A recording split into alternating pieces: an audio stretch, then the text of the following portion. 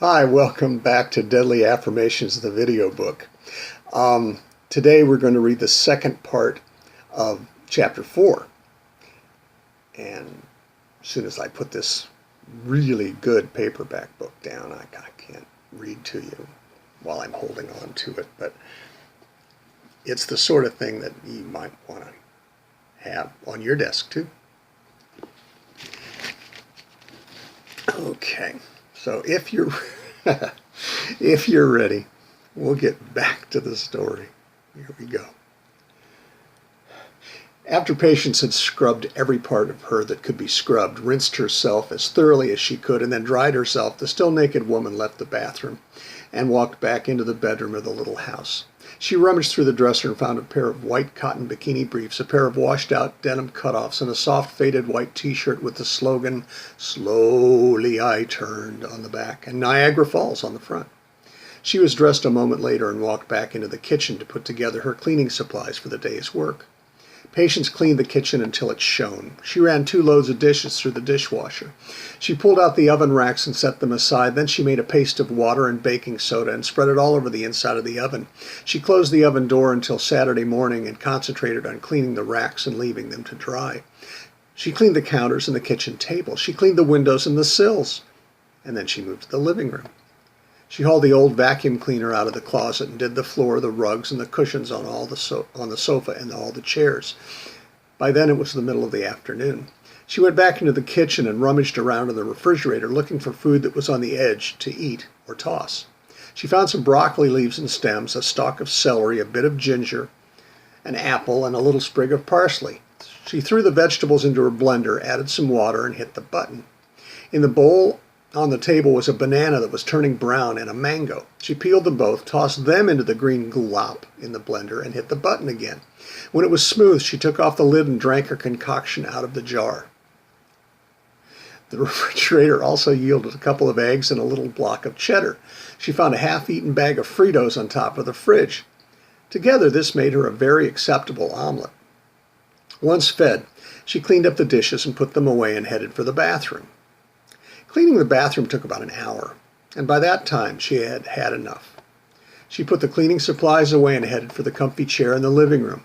On the way, she flipped through her CDs and found just the thing to get her ready for tonight, La Rive du Diable. As the twin fiddles raced out of her speakers, Patience ground up one of the White Widow buds for her vape and sprawled out in her chair and hit it. And hit it again.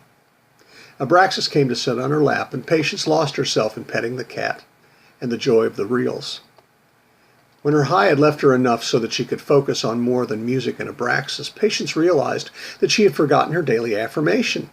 She walked into her bedroom to the bedside table and picked up the book, 2 months, and the box of cards. Once again, she opened the book to the next chapter and read, "You will begin seeing the results when you become absolutely determined to succeed. You must learn that there will always be problems, but they don't have to impede your success. Be patient with your progress." And then she reached into the box of affirmations for a random card. She closed her eyes and let fate find her affirmation for the day. There it was, 60.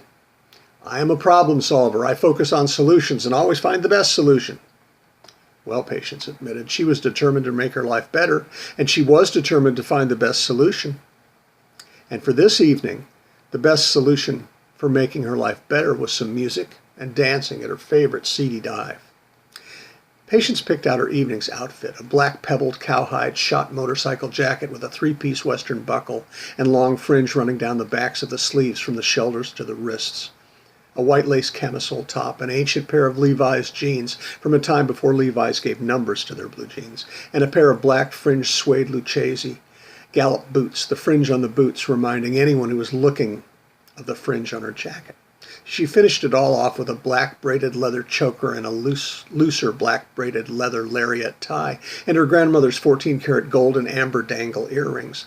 There was nothing she could do with her hair, even though she visited the hairdresser every month or so to crop her wild halo of chestnut curls, highlighted only by the sun. She stripped off her housework clothes and took a long hot shower, the splash of the water on her skin doing wonderful things to her with the White Widow high. Eventually, she left the shower and dried herself off. Still naked, she reached for her little bottle of Madeline's Scott's masterpiece, Lily Bermuda Oleander perfume. She opened the little hand-blown bottle with the pretty pink ribbon and dabbed just a drop of the elegant and feminine scent, first at each wrist, and then between her breasts over her heart. She closed her eyes and let the bouquet of muguet, oleander, white orris, pink water lily, and hibiscus intertwined with a delicate undertone of musk and a hint of vanilla flower join with her. Patience walked across her bedroom to her dresser and opened the top drawer. She reached all the way into the back right corner and found just the thing for this evening. Her little black La Perla talisman bikini bottom. She put one foot through a leg opening and slipped the lacy little thing up her legs and then her thighs, finally adjusting it to caress her hips. Patience walked over to her bed where she had laid out her outfit for this evening. She grabbed the jeans and put them on, took the light lacy camisole, raised her arms, and let its cloud-like softness settle onto her shoulders, and gently lay her breasts. Her breasts were small and she needed no bra. She took the choker, the lariat tie, and the earrings over to the mirror and adjusted the leather at her neck and the jewels on her ears. Then she walked back to sit on the edge of the bed and slip on the expensive leather of her boots. She opened her closet door and looked at herself in the full-length mirror. Pretty damn pretty, if she did say so herself. Now for something else for the evening. For the good, Patience reached into the drawer of her bedside table and put a pack of Club Modiano Bistro ungummed rolling papers and her stainless steel Cole Palmer slim braid scissors into the little silver Art Nouveau tray her grandmother had left her. Then she reached for the El Bataclan humidor, the small cedar box with a glass top from the 40s, where she kept her vape and the buds she harvested from her white widow plants. She found a pretty little bud and placed it on the tray too. She took the tray and walked into the kitchen. She sat at the little table and snipped off the best parts of the smallest flower, rolling a skinny little pinner for later. There was a little of the bud left, along with a bit of stem, just enough for the other joint. Patience rose from her seat at the table and walked over to the dehydrator. She pulled out the little drawer and found that the oleander flowers had dried nicely. She took the drawer over to the table, dumped the dried flowers onto the silver tray, and then took the plastic drawer to the kitchen sink. She ran the water until it was steaming. She took a paper towel and squirted a big blob of Dawn onto it and set about scrubbing any oleander residue from the tray. When it was thoroughly clean, Patience put it into the rack to dry. Then she went back to the table to see about the bad.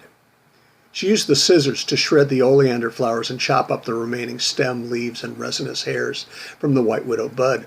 While she hated to waste her Club Modianos on whomever would smoke this deadly coffin nail, these were all she had. She rolled up all of the herb and the oleander and produced a joint that was larger than she normally smoked, but one that would be enticingly generous for any asshole who decided to fire it up.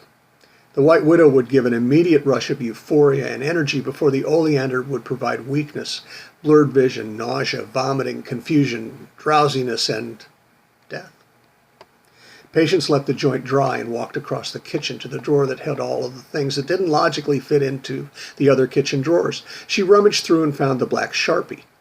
She went back to the table, sat down, and marked the side of the J with 3 X's. No one would be able to say that she hadn't worn them. Then she took the silver tray and the scissors to the sink and washed them thoroughly, setting them in the rack to dry.